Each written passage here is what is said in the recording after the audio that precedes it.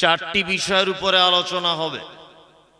1 ঘন্টা হোক, 2 ঘন্টা হোক, 1.5 ঘন্টা হোক, যতক্ষণই হোক, চারটি বিষয়ের উপরে আলোচনা হবে। 1 তাওহীদ, 2 শিরক, 3 সুন্নাত, 4 বেদাত। এই চারটি বিষয়ের উপরে আলোচনা হবে ইনশাআল্লাহ। তাওহীদ, শিরক, সুন্নাত, বেদাত, এই চারটি বিষয়ের উপরে অল্প অল্প করে কিছু কথা বলার চেষ্টা করছি।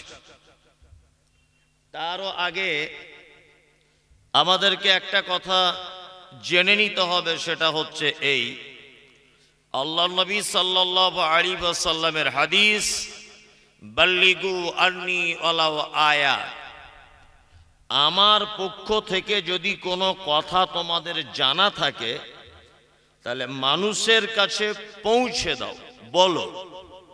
হাদিসু আন বানি ইসরাঈল ওয়ালা হারাজ, আর বানি ইসরাঈলদের কিছু কেচ্ছা কাহিনী সঠিক সূত্রে যদি তোমার জানা থাকে তাহলে তুমি বলো, ওয়ালা হারাজ, তাতে কোনো দোষ নেই। আল্লাহ নবী সাল্লাল্লাহু আলাইহি ওয়াসাল্লাম বলছেন, ওমান কাযাবা আলাইয়া মুতাআম্মিদান ফালিয়াতাবাওয়া মাকআদাহু মিনান নার। তবে শোনো, যে কথা আমি বলিনি কেউ যদি সে কথা আমার নাম করে যদি বলে তাহলে তার থাকার জায়গা জাহান্নাম। তার মানে বর্তমানে শ্রোতা হওয়া খুব সহজ। শ্রোতা হওয়া কি খুব সহজ, কিন্তু বক্তা হওয়া খুব কঠিন। কারণ মুহাম্মদ সাল্লাল্লাহু আলাইহি ওয়াসাল্লাম তিনি বলেছেন, ওমান কাযাবা আলাইয়া মুতাআম্মিদান ফালিয়াতাবাওয়া মাকআদাহু মিনান নার। আমি যে কথা বলিনি কেউ যদি আমার নাম করে যদি বলে তাহলে তার থাকার জায়গা কোথায়? জাহান্নাম। তার মানে বক্তাকে খুব হিসাব করে কথা বলতে হবে, খুব হিসাব করে। 3 ঘন্টা বক্তার টাইম দেওয়া হলো, 3 ঘন্টা টাইম দেওয়ার পরে বক্তা বক্তব্য রাখছে। সাদ্দাত বলে একটা লোক ছিল, সুন্দর একটা জান্নাত তৈরি করেছিল, বিশাল ধনী মানুষ ছিলেন। শেষ পর্যন্ত তার জান্নাতে ঢোকা হলো না। বিস্তারিত ঘটনা, এই ঘটনাটা বলেছে 1.5 ঘন্টা বক্তা সাহেব।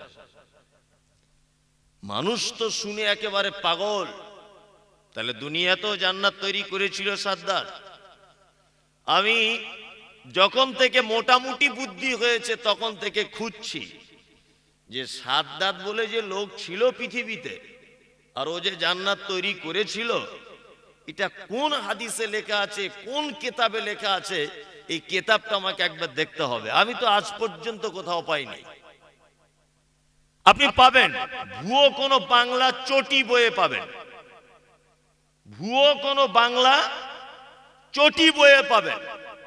সহিহ হাদিস এবং কোরআনের আলোকে ঘটনা কোথাও খুঁজে পাবেন না। আশ্চর্য ব্যাপার। 3 ঘন্টা বক্তব্য রাখছেন। কি বক্তব্য? বক্তব্য রাখছেন যে একটা লোকের 7 তলা জাহাজ ছিল, জাহাজের ঘটনা। 2 ঘন্টা বক্তা বক্তব্য রাখছে। কি বক্তব্য? না, আমার দাদুর এত কেরামতি ছিল, আমার চাচার এত কেরামতি ছিল, অমুক হুজুরের এত বিশাল কেরামতি ছিল। তা তোমার বাপের কেরামতি শুনে আমার লাভ কি? কি বলছি বুঝতে পারছেন না? তোমার হুজুরের কেরামতি শুনে আমার লাভ কি? আপনি জলসাতে বক্তা হিসাবে এসেছেন, আপনি 2টো হাদিস বলুন, আপনি 2টো কোরআনের আয়াত বলুন। কিচ্ছু যদি আপনি না জানেন তাহলে সহিহ হাদিস থেকে যে ঘটনাগুলো এসেছে ওই ঘটনাগুলো বলুন, কোনো সমস্যা নেই। বরং তার থেকে আপনি কিছু নেকি পাবেন। কি বলছি বুঝতে পারছেন? তার মানে কথা বলার আগে খুব ভেবে এবং চিন্তা ভাবনা করে বলতে হবে। ইনশাআল্লাহ আমরা বলার চেষ্টা করব। আপনারা দাঁড়িয়ে আছেন কেন? সব বসুন, বসে যান। যারা দাঁড়াচ্ছেন বসে যান, বসে যান। আরে এত সুন্দর পরিবেশ, পাখার হাওয়া লাগবে না, আল্লাহ যা হাওয়া দিচ্ছে, বসে যান, আলহামদুলিল্লাহ বসে যান। আর এই জায়গাটা যদি আপনি বসতে না পারেন তাহলে ভাববেন এই কপালটা আপনার খুব খারাপ, খুব খারাপ কপাল আপনার। তাছাড়া এই জায়গাতে আপনি বসতে পারছেন না, আর কোথায় বসবেন? আর কোথায় বসবেন? এই জায়গাটাও যদি বসতে না মন চায়, আর কোথায় বসবেন? প্রথমে আমি তাওহীদ এবং রবের পরিচয় এবং তার গুণ এই সম্পর্কে কিছু কথা আলোচনা করে নিই, তারপরে শিরকের কথা বলবো। এক, আচ্ছা আপনারা যারা জানেন বা বসে আছেন এর আগে শুনেছেন, পবিত্র আল কোরআনে সর্বপ্রথম যে আয়াত অবতীর্ণ হয়েছে, এই আয়াতটা কি বা কোন প্রসঙ্গে আয়াতটা অবতীর্ণ হয়েছে জানা আছে কারুর? কি? ইকরা বিসমি রাব্বিকাল্লাযী খলাক। তার মানে মুহাম্মদ সাল্লাল্লাহু আলাইহি ওয়াসাল্লামকে আল্লাহ তাআলা বলছেন আপনি পড়াশোনা করুন। কিভাবে পড়বেন? বিসমি রাব্বিকাল্লাযী খলাক, আপনি ওই প্রভুর নামে পড়ুন যে প্রভু আপনাকে সৃষ্টি করেছে, এই প্রভুর নামে আপনি পড়ুন। প্রথমে পবিত্র আল কোরআনের এইটা সর্বপ্রথম আয়াত নাজিলকৃত, 5টি আয়াত, তারপরে আরো 4টি আয়াত আছে। এই আয়াতের ভিতরে আল্লাহ মুহাম্মদ সাল্লাল্লাহু আলাইহি ওয়াসাল্লামকে বলছেন আপনি পড়ুন। কার নামে পড়বেন? যে আল্লাহ আপনাকে কি করেছে? সৃষ্টি করেছে, আপনি তার নামে পড়ুন। এইবার আপনাকে বলবো, তারপরে আল্লাহ মুহাম্মদ সাল্লাল্লাহু আলাইহি ওয়াসাল্লামকে কি বলছেন? কি পড়বেন, আপনি কি জানবেন, প্রথমে আপনার কি জ্ঞান অর্জন করা উচিত? আল্লাহ সূরা মুহাম্মাদের ভিতরে বলছেন ফালাম, আপনি জানুন আন্নাহু লা ইলাহা ইল্লাল্লাহ। প্রথমে আপনার জীবনের এই জ্ঞানটি অর্জন করতে হবে যে আল্লাহ ছাড়া কোনো মাবুদ নেই। তাহলে একটা মানুষের জীবনে প্রথমে জ্ঞান কি করতে হবে? এইটাই তাওহীদ। এইটাই কি? তাওহীদ। তাওহীদের মূল স্তম্ভ এইটাই, লা ইলাহা ইল্লাল্লাহ। বাংলা মানে কি? আল্লাহ ছাড়া কোনো ইলাহা নাই। হয়নি? কে বলছেন? জি, আচ্ছা আচ্ছা, উনি যেটা বুঝেছেন সেটা বলেছেন, উনি যেটা বুঝেছেন সেটা বলেছেন, তাই না? আমি যেটা বুঝেছি এবার আমি সেটা বলি। পৃথিবীতে মাবুদের শেষ নেই, মাবুদের শেষ নেই। আপনি যদি একটা খ্রিস্টান ভাইকে জিজ্ঞাসা করেন তোমার আল্লাহ কে, বলবে যিশু। বলবে কি বলবে না? বলবে। আপনি একটা হিন্দু ভাইকে যদি জিজ্ঞাসা করেন যে তোমার দেবীর নাম কি, আমার দুর্গা, কালী ইত্যাদি, তাই না?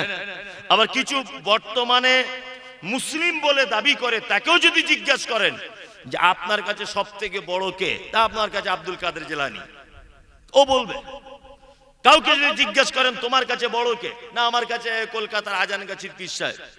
তোমার কাছে বড় কে, না আমার কাছে খাজা মঈনুদ্দিন চিশতি, এ বলবে? বলবে না? কিছু মুসলমান এরকম আছে না নেই? আছে।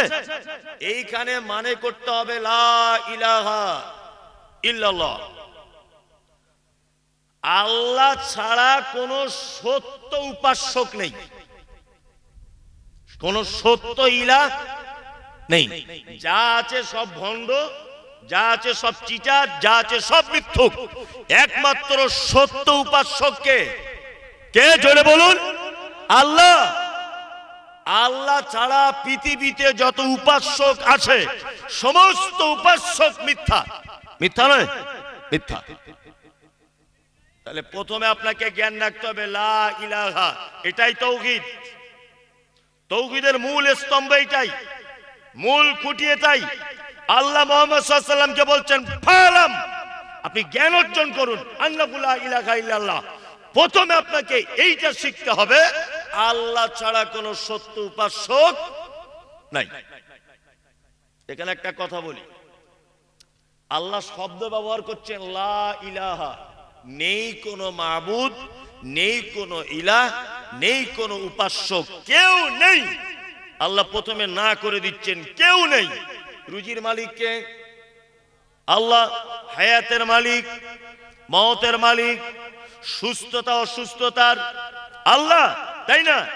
এখন সমস্ত কিছুর মালিক যদি আল্লাহ হয়, তাহলে এই রকম জ্ঞান, এই রকম ক্ষমতা, এই রকম বৈশিষ্ট্য অন্য কারো আছে, এটা বিশ্বাস করা যাবে কি যাবে না? যাবে? যাবে না। তাহলে যারা বিশ্বাস করছে তারা আর মুসলিম থাকতে পারবে না। আমরা ছোট থেকে একটা বক্তব্য শুনেছি কোরআনের আয়াত দিয়ে। কি বক্তব্য? ওই আয়াতটা এখন খুব দ্রুত গতিতে চলছে বাজারে, ওয়াকাফ বিলকে কেন্দ্র করে। আয়াতটা হচ্ছে এই, ওয়াতাসিমু বিহাবলিল্লাহি জামিআন ওয়ালা তাফাররাকু, তোমরা আল্লাহর রশিটাকে মজবুত করে ধরো, কেউ দলে বিভক্ত হয়ে যেও না, তাই না? এইবার আপনাদেরকে এইখানে একটা মজার কথা, এইসব বক্তব্য দিলে আমাকে মানুষ বলে বিতর্কিত লোক। বিতর্কিত লোক। আল্লাহ বলছে তোমরা আমার রশিটাকে মজবুত করে ধরো, তাই তো? এবার একটা কথা বলছি, যারা আহলে হাদিস, আচ্ছা এরা নিজেকে মুসলিম বলছে কি বলছে না? বলছে। আচ্ছা যারা পীর মানে তারা নিজেকে মুসলিম বলছে কি বলছে না? যে বলছে আমি হানাফি ও মুসলিম বলছে কি বলছে না? যে বলছে আমি দেওবন্দি ও মুসলিম বলছে কি বলছে না? হ্যাঁ, আচ্ছা বলুন, কারোর দাবি যে আমি জাহান্নামে যাব?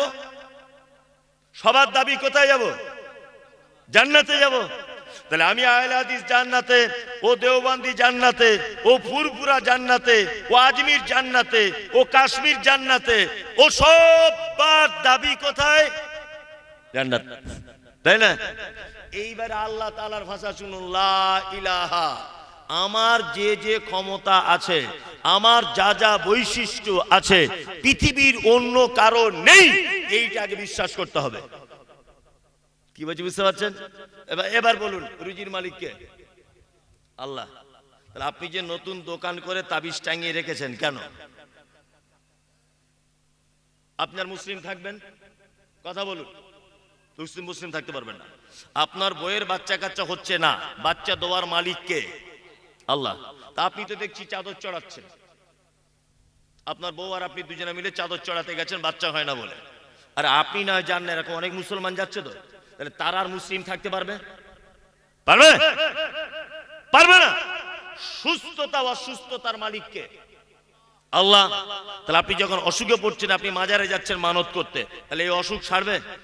আপনি আর মুসলিম থাকবেন? কখনোই আপনি আর মুসলিম থাকবেন না। একতাবদ্ধ হতে হবে, আল্লাহ রশিকে মজবুত করে ধরতে হবে। কাদের সঙ্গে আপনি মজবুত করে ধরবেন? যারা তৌহিদের উপরে, একত্ববাদের উপরে, তাদের সঙ্গে একতাবদ্ধ হতে হবে। বাকি কারোর সঙ্গে একতাবদ্ধ হওয়া যাবে না।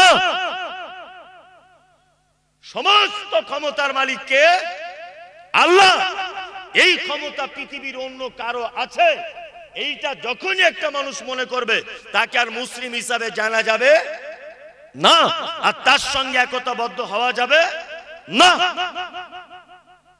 আল্লাহ কোরআনে ভাষা ব্যবহার করেছে, দেখুন, লা ইলাহা, নেই কোনো ক্ষমতাবান ইলাহ, নেই কোনো মাবুদ, নেই কোনো উপাসক, নেই কোনো বিধানদাতা, নেই কোনো রুজির মালিক, নেই কোনো বাচ্চা দেওয়ার ক্ষমতা, নেই সুস্থতা অসুস্থতার মালিক, কেউ নেই ইল্লাল্লাহ, শুধুমাত্র কে?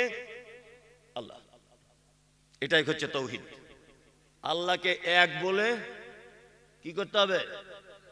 বিশ্বাস করতে হবে, তাই না? সত্য উপাসক বলে মেনে নিতে হবে।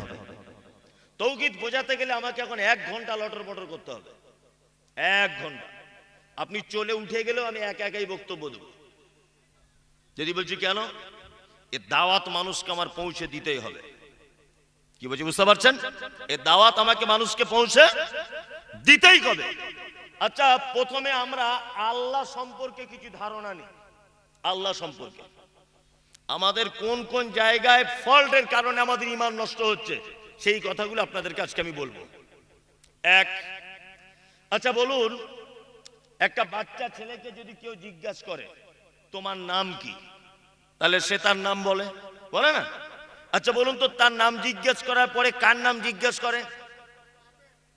বাপের, তাই না? তারপরে আবার বলে তোমার বাপ কি কাজ করে, বলে না? বলে। তাহলে একটা শিশুর কাছ থেকে আমরা প্রথমে পরিচয় নিই কিসের? তার বাপে, তাই না? তোমার জন্মদাতা কে, এই পরিচয় নিই না? তা আপনাকে জিজ্ঞাসা করছি, আপনারা কারা? আপনি মুসলিম, তাই না? আপনাকে আমি পরিচয় জানতে চাইছি যে আপনার একজন রব, একজন সৃষ্টিকর্তা আছে, তার নাম কি? কি নাম? আল্লাহ। তাহলে আমরা প্রথমে একটা শিশু তার বাপ মায়ের পরিচয় জানে, তাহলে আমরা মানুষ হিসাবে সৃষ্টিকর্তার পরিচয়টা জানা লাগবে কি লাগবে না? লাগবে, লাগবে। এইবার আপনাদেরকে আমি আল্লাহর পরিচয়টা জানানোর চেষ্টা করছি। আল্লাহর নাম তাহলে আল্লাহ। আচ্ছা, আল্লাহর টোটালে কটা নাম? কে বলছে 99টা? প্রাইজ আছে আমার গাড়িতে, হাত তুলুন যারা যারা বলবেন সব প্রাইজ, হাত তুলুন। অনেকজন আসলে অত সাহস করে বলেছে, তো কি বলছি বুঝতে পারছেন না? না, অত বলতে হবে না, আমি শুধু জিজ্ঞেস করেছি কটা। কারা 99টা? সবাই 99টা? দেখছেন তো? তার মানে এখন আমরা আমাদের আল্লাহর পরিচয় সম্পর্কে বুঝি না। আস্তাগফিরুল্লাহ, এখনো পর্যন্ত বুঝি না। কি বুঝি বুঝতে পারছেন? আল্লাহর একটাই নাম, তার নাম আল্লাহ। বাকিগুলো যদি বলছেন এরকম বক্তব্য তো কোনোদিন শুনিনি। আমি মমতাজুল ইসলাম, এটা আমার নাম, আমি বক্তা। আচ্ছা বলুন, এটা আমার নাম না এটা আমার গুণ? আমি মমতাজুল ইসলাম, এটা আমার নাম, আমি বক্তা, এটা আমার নাম না এটা আমার গুণ? গুণ। হিমসাগর একটা ফলের নাম, কি ফল? আম। হিমসাগর আম খুব মিষ্টি। আচ্ছা বলুন, এটা তার নাম না এটা তার গুণ? গুণ। আব্দুল্লাহ চোর, আব্দুল্লাহটা তার নাম, চোরটা তার গুণ, তাই না? আল্লাহর একটাই নাম, তার নাম আল্লাহ। আমরা কায়দা বগদা দিতে পড়েছি কি?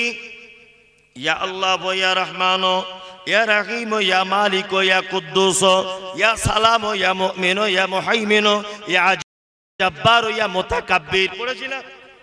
এই যে 99টা দেখতে পাচ্ছেন, এগুলো সব আল্লাহর গুণ। এগুলো আল্লাহর কি? আল্লাহর নাম আল্লাহ। রহমান, তিনি দয়ালু, খুব দয়ালু। মমতাজুল ইসলাম, এটা আমার নাম, ও বক্তা, এটা ওর গুণ। ও খুব দানি, এটা ওর গুণ।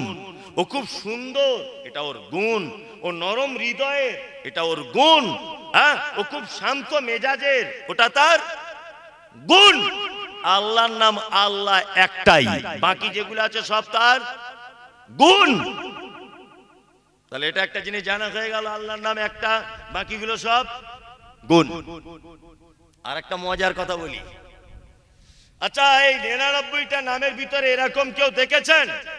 আলেম ওলামা আছেন, হাফেজ সাহেব আছেন, মুফতি সাহেব আছেন, কারি সাহেব আছেন, বড় পণ্ডিত আছেন, জেনারেল শিক্ষিত ভাইরা আছেন, হাদিস কোরআন নিয়ে চর্চা করেন, এরকম ভাইরা আছেন। সকলের কাছে এটা আমার প্রশ্ন, 99টা নামের ভিতরে ইয়া আল্লাহ ইয়া রহমান এইরকম এর ভিতরে এরকম আছে? ইয়া রব্ব আছে? হাফেজ সাহেবরা কেউ আছেন বলতে পারবেন? ইয়া রব্ব আছে?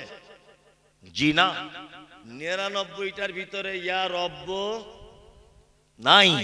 কিন্তু আল্লাহর আর একটা নাম কি? রব। রব বলি আল্লাহকে ডাকি না? ডাকি কি ডাকি না? ডাকি। তাহলে রবের কি কারণ? রবটাও একটা নাম। আপনাকে আমি একটা একটা করে বোঝাচ্ছি রব কেন আমরা বলি আর কেন বলবো। এক, আচ্ছা বলুন, মিষ্টির দোকানে আমাদের কলকাতায় একটা মিষ্টি পাওয়া যায়, তার নাম রসগোল্লা। আপনাদের এখানে আছে? আছে। আমাদের ওখানে একটা মিষ্টি পাওয়া যায়, তার নাম কালাকান্দ। আপনাদের আছে? আমাদের ওখানে একটা মিষ্টি পাওয়া যায়, তার নাম ল্যাংচা। আপনাদের আছে? আছে। আচ্ছা বলুন তো, মিষ্টির দোকানে ল্যাংচা, চমচম, রসগোল্লা, কালাকান্দ, দই, যত রকমের মিষ্টি আছে, মিষ্টির দোকানের টোটাল কিছু তৈরির মূল উপাদান কি? চিনি। চিনি, হ্যাঁ, দুধ। এই ঠিক বলেছে, দুধ। আর বলছে ছানা, দুধ ছাড়া ছানা হবে?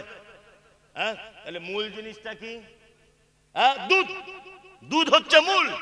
তার মানে আপনি দুধের ভিতরে ছানা খুঁজলে পাবেন, সন্দেশ খুঁজলে পাবেন, কাঁচা গোল্লা পাবেন, লেডিকেনি পাবেন, কালাকান পাবেন, দই পাবেন, ছানার জিলাপি পাবেন, ল্যাংচা পাবেন, সবকিছু দুধের ভিতরে পাবেন। পাবেন কি পাবেন না? পাবেন। তার মানে মূল উপাদান দুধ, তাই তো? এইবার আল্লাহর রব নামটা কেমন? একটা মজার ব্যাপার বলি। আল্লাহ দয়ালু, আল্লাহ ক্ষমাশীল, আল্লাহ কি বিপদ থেকে উদ্ধারকারী, বাচ্চা দেওয়ার মালিক, আল্লাহ ক্ষমতাবান, আল্লাহ রুজির মালিক, আল্লাহ সমস্ত কিছু যত রকমের গুণ আছে সমস্ত নাম রবের ভিতরে কি করা আছে? ঢোকানো আছে। আচ্ছা বলুন, আল্লাহকে আল্লাহ বললে খুশি হয় না রব বললে খুশি হয়? জানা নেই। আমি মমতাজুল ইসলাম বলছি রব বললে খুশি হয়। যদি বলছেন কেমন করে, প্রমাণ না দিয়ে আমি এখান থেকে পালাতে পারবো না। আমি আমার চাচা এসেছে, সম্পর্কে আমার চাচা হয় কিন্তু বন্ধু, বাল্যকালের একসঙ্গে মাদ্রাসায় পড়তাম, বন্ধু, যেখানেই যাই ও ফ্রি থাকলে আমার সঙ্গে থাকে। আমার চাচা আর আমি আর আমার ড্রাইভার, আমি তো আপনাদের উল্টো পাল্লা করে পালাতে পারবো না। আপনারা লোক সংখ্যা বেশি, তাহলে আপনাকে বুঝিয়ে দিতে হবে আমাকে যে আল্লাহকে রব বলে কেন বেশি খুশি হয়। প্রমাণ আপনাকে করিয়ে বল। আদম আলাইহিস সালামকে আল্লাহ তাআলা তৈরি করলেন। কাকে? আদমকে। আদমকে তৈরি করার পরে আল্লাহ তাআলা বলছেন, আলাস্তু বিরব্বিকুম, আদম আমি কি তোমাদের রব নয়? তাহলে পৃথিবীর প্রথম মানুষের নাম কি? আদম। আদমের কাছ থেকে আল্লাহ নিজের পরিচয় কি নামে নিলেন? রব। জোরে বলবে, উত্তর দেবেন কি নামে? রব। নাম্বার 2, তাহলে পৃথিবীর সূচনাতে আল্লাহ নিজের নাম রব বলে পরিচয় নিলেন। এবার একটা মানুষ মারা গেল, কবরে শোয়ানোর পর কটা প্রশ্ন করা হয়? 3টা। প্রথম প্রশ্ন কি? মান রব্বুকা। ফেরেশতারা বলবে তোমার রব কে বলো। ওখানে বলে যে আল্লাহকে বলো, বলে না। এইবারে দুনিয়াতে থাকা অবস্থায় আপনি কিছু ভুল ত্রুটি করেছিলেন।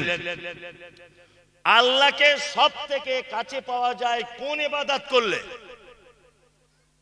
সালাত, নামাজ। ঠিক বলেছেন, নামাজ, তাই না?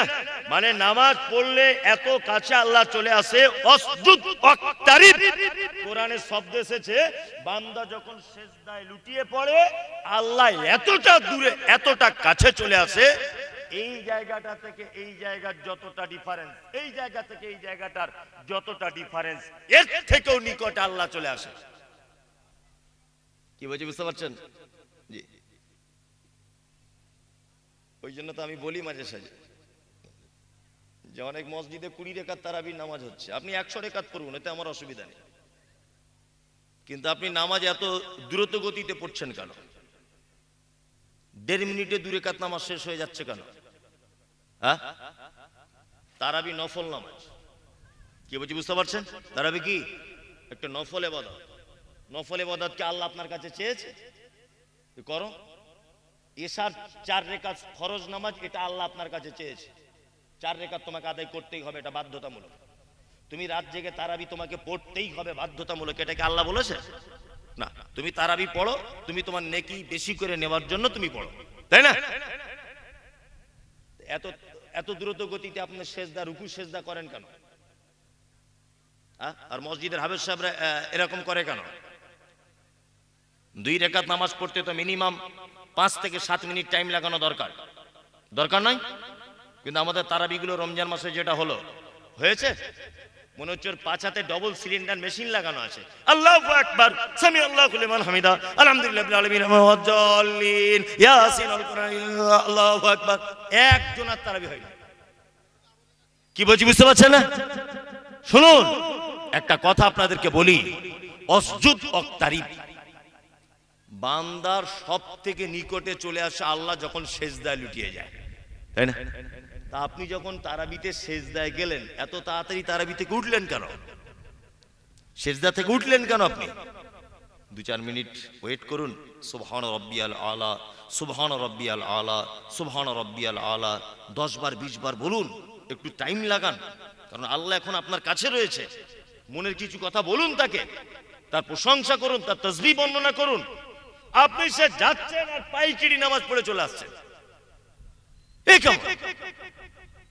একদমই নয়। তাহলে মানুষ বিপদ আপদে পড়লে আল্লাহকে কাছে পাওয়ার জন্য কোন ইবাদতের মাধ্যমে? নামাজ, তাই না? চলুন এবার নামাজ শুরু করছি আমি। আল্লাহু আকবার। শুরু হয়ে গেল নামাজ। আলহামদুলিল্লাহি রাব্বিল আলামিন। প্রথম রেখাতে আছে কি? রব্বিল, রব আছে না? আছে। চলুন এবারে কিরাত শেষ হয়ে গেল, আল্লাহু আকবার, রুকুতে চলে গেলেন। কি দোয়া বলতে হয়? সুবহানা রাব্বিয়াল আযীম বলতে হয় না? তাহলে এখানে কি? রব, সুবহানা রাব্বিয়াল আযীম, এখানে কি? রব। এবার আপনি রুকু থেকে উঠলেন, দোয়া বলতে হবে। কি দোয়া? ও রব্বানা লাকাল হামদ, এখানে কি? রব, এখানে রব। এবার আপনি সিজদায় চলে গেলেন, কি দোয়া বলবেন? সুবহানা রাব্বিয়াল আলা, এখানেও রব, রব নয়? রব। এবার নামাজ শেষ হয়ে গেল। এবার আপনার অভিযোগের কথা এবার আপনি আল্লাহকে জানাবেন, তাই না? প্রথমে কি অভিযোগ? না আপনি 10 বছর বিয়ে করেছেন, বাচ্চা কাচ্চা হয় না। এই অভিযোগটা প্রথমে করবেন। হাত দুটো তুললেন, তুলে কি বলবেন? রব্বি হাবলি মিনাস সালিহিন। রব্বি, হে আমার প্রতিপালক, হাবলি মিনাস সালিহিন, আমাকে একটা নেক সন্তান দান করো, তাই না? দুনিয়াতে কল্যাণ চান, খুব অশান্তিতে আছেন, আখিরাতেও কল্যাণ চান, দোয়া করুন রব্বানা আতিনা ফিদ দুনিয়া হাসানা ওয়া ফিল আখিরাতি হাসানা ওয়া কিনা আযাবান নার। এক কথাতে পবিত্র আল কোরআনে যত জায়গাতে বান্দাকে আল্লাহ দোয়া শিখিয়েছেন, সব জায়গাতে ও রব্বানা, আল্লাহ বলেছে আমাকে রব বলে ডাক। কি বলে আল্লাহকে ডাকতে হয়? রব্বানা আতিনা ফিদ দুনিয়া রব্বানা যালামনা রব্বানা হাবলানা মিন আজওয়াজিনা রব্বি হাবলি মিনাস সালিহিন রব্বানা লা তুযিগ কুলুবানা। সব জায়গায় আল্লাহকে কি বলে ডাকতে হয়? রব। তার মানে বুঝতে পারা যায় আল্লাহকে আল্লাহ বলে ডাকলে যত খুশি হয়, তার থেকে বেশি রব বলে ডাকলে বেশি খুশি হয়। কারণ কারণ কারণ হচ্ছে এই, আপনাকে ডাক্তার বাবু বলেছে যে কাঁচা গোল্লা বা ছানা খেলে শরীরে রক্ত হয়, ভালো করে বুঝবেন। আরেকজন ডাক্তার বাবু বলেছে না, ছানাতে হবে না, ও যদি মিষ্টির রসটাকে ফেলে দিয়ে ওই যে মানে যেটা আর কি অবশিষ্ট রসগোল্লার এটা থাকবে, ওইটা যদি খাও বেশি ভিটামিন। আচ্ছা আমি মমতাজুল ইসলাম বলছি, সব কিছু বাদ দিয়ে যদি একটা লোক ডাইরেক্ট দুধ খেয়ে নেয়, ভালো করে বুঝবেন, তা কালাকান্দের যে ভিটামিন, রসগোল্লার যে ভিটামিন, ল্যাংচার যে ভিটামিন, সব ভিটামিনও পাবে কি পাবে না? পাবে, পাবে। আল্লাহকে আল্লাহ বলুন, রহমান বলুন, রহিম বলুন, রাজ্জাক বলুন, কাহার বলুন, অদুদ বলুন, যা কিছু বলুন, সমস্ত মাল ভরা আছে কিসের ভিতরে? রব, তাই না? চলুন এইবার আমি একটা কথা আপনাদেরকে বলবো, সেটা হচ্ছে আমরা আল্লাহকে বিভিন্ন সময় ডাকি, ডাকি না? ডাকি। আল্লাহ পবিত্র আল কোরআনে কি বলেছেন? ওয়ালিল্লাহিল আসমাউল হুসনা ফাদউ বিহা। তোমরা যখন বিপদে পড়বে, প্রয়োজন হবে, আমার আসমাউল হুসনা, সুন্দর সুন্দর নাম আছে, সেই নামের মাধ্যমে আমাকে ডাকো। তার মানে কোনো কিছু চাইতে গেলে আল্লাহর এই নামের ওসিলা দিয়ে চাইতে হবে। কি বলছি বুঝতে পারছেন? আর কারো ওসিলা দিয়ে চলবে কি? চলবে না। আল্লাহ বড় হুজুরের ওসিলা করে বলছে আমাকে ক্ষমা করে দাও, ক্ষমা তো হবে না, হবে না, পাপ আরো বেড়ে যাবে। কি বলছি বুঝতে পারছেন? আল্লাহ অমুক পীর সাহেবের ওসিলা করে তোমার কাছে দোয়া চাইছে, আল্লাহ ক্ষমা করে দাও, ক্ষমা তো হবে না, হবে না, পাপ আরো বেড়ে যাবে। কি বলছি বুঝতে পারছেন? তাহলে কার ওসিলা দিয়ে চাইতে হবে? আল্লাহর নামের ওসিলা দিতে হবে। আমাদের অধিকাংশ মানুষের দোয়া কবুল হয় না, অধিকাংশ মানুষের। কারণ কি? কারণ আমরা দোয়া করার পদ্ধতি জানি না। এটা শিখে নেন। কিভাবে তাহলে আমি শিখবো? আপনি মাদ্রাসাতে কোনোদিন পড়িনি, এখনই শিখতে পারবো? পারবেন? আমি যেভাবে বলছি আপনি দেখুন আপনার মাথায় ঢোকে কি? এখন এই মাইকটা হঠাৎ খারাপ, হঠাৎ এখন মাইকটা খারাপ হয়ে গেছে। আচ্ছা ভাই, এখানে স্কুল মাস্টার কেউ আছেন? আপনি?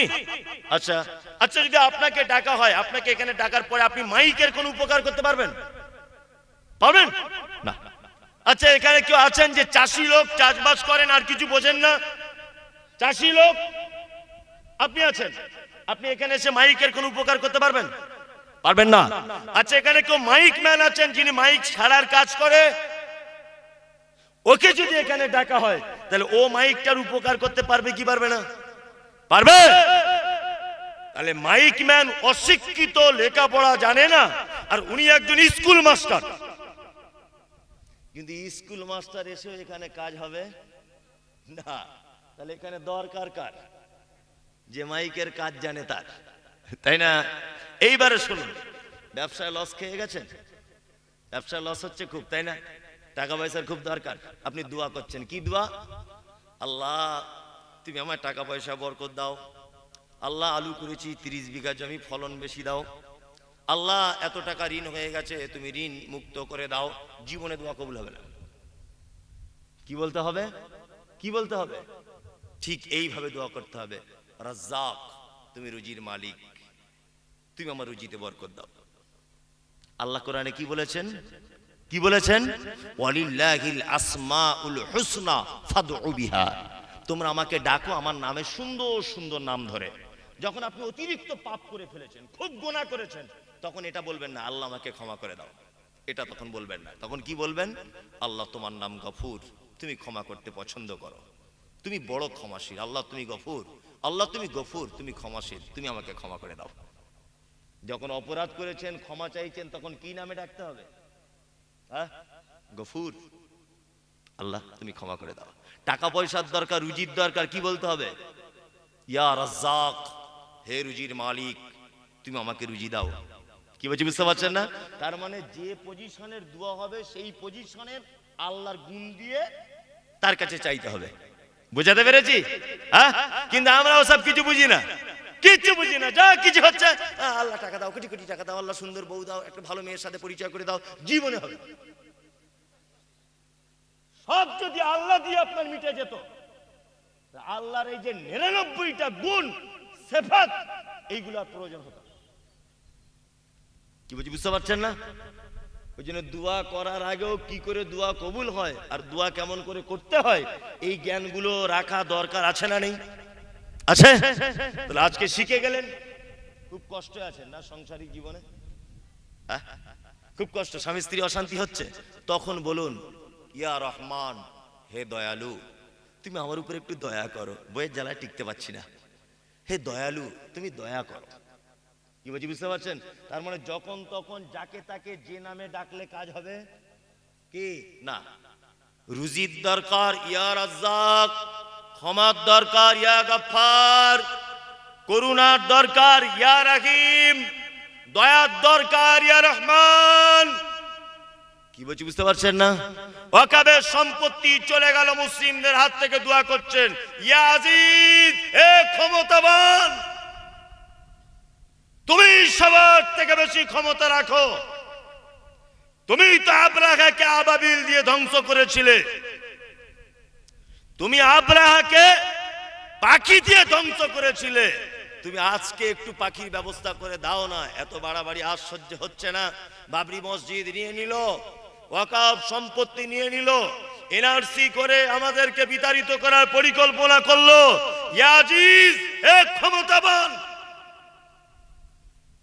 এখানে আর রহমান বলে ডাকলে হবে না, আল্লাহ তুমি দয়ালু, নরেন্দ্র মোদীকে একটু সাইজ করো, চলবে না।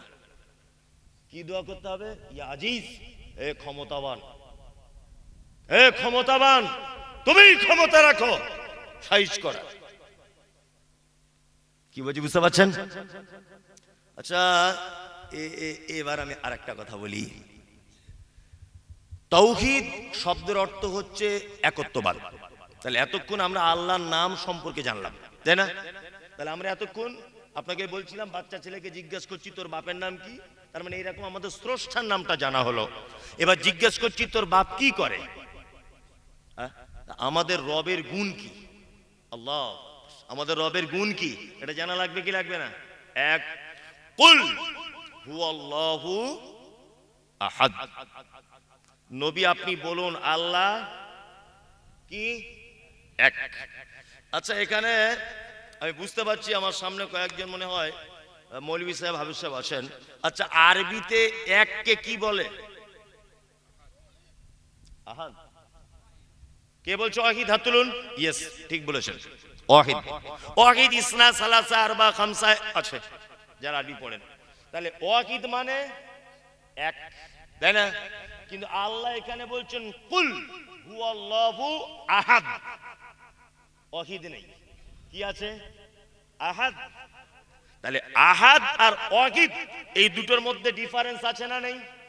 আছে। আসমান জমিন ডিফারেন্স, আসমান আর জমিন ডিফারেন্স এক। আহাদ মানে একক।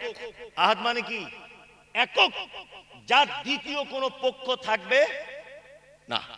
আর ওয়াহিদ মানে এমন এক যে এক কখনো কখনো দুই হয়ে যায়, তাই না? যে এক কখনো কখনো 10 হয়ে যায়।